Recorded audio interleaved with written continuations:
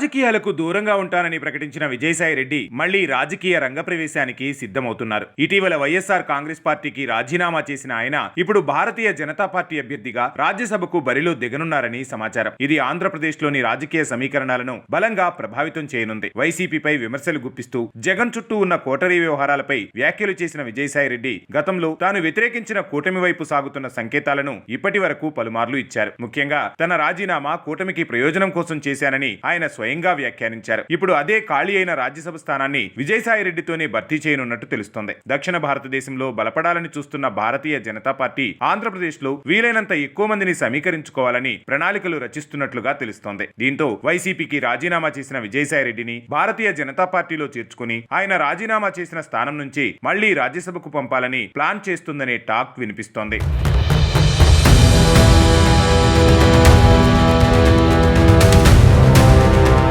రాజకీయ సన్యాసం తీసుకుంటానని స్వయంగా ప్రకటించిన వైసీపీ మాజీ ఎంపీ విజయసాయి రెడ్డి రాజకీయ పునరాగమనంపై ఆసక్తికర చర్చ జరుగుతోంది. కేంద్రంలోని భారతీయ జనతా పార్టీ పెద్దలతో సన్నిహిత సంబంధాలు ఉన్న విజయసాయి రెడ్డి ప్రస్తుతం వ్యవసాయం చేసుకుంటున్నారు. అయితే ఆయనను భారతీయ జనతా పార్టీలో చేర్చుకుని ఆంధ్రప్రదేశ్ లో వైసీపీ అసమ్మతి నేతలను ఆకర్షించాలని బీజేపీ ప్లాన్ చేస్తోందట. ఇప్పటికే భారతీయ జనతా పార్టీ జాతీయ అధ్యక్ష పదవిని దక్షిణాదికి ఇవ్వాలని భావిస్తున్న ఈ అధిష్టానం ఈ ప్రాంతంలో పలుకుబడి ఉన్న నేతలను పార్టీలో చేర్చుకుని వచ్చే ఎన్నికల నాటికి ప్రధాన పోటీదారుగా అవతరించాలని ప్రణాళికలు చేస్తోందని అంటున్నారు.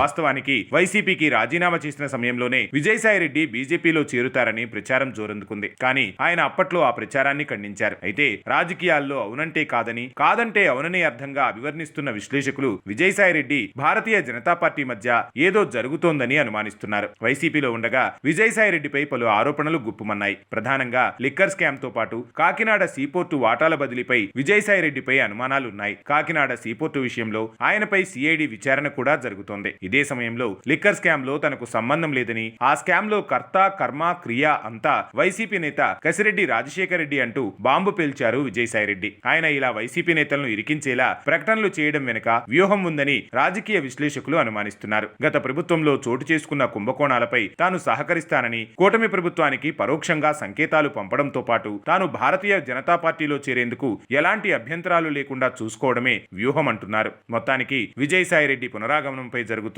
ప్రచారం ఆంధ్రప్రదేశ్ రాజకీయాల్లో ఆసక్తి రేపుతోంది.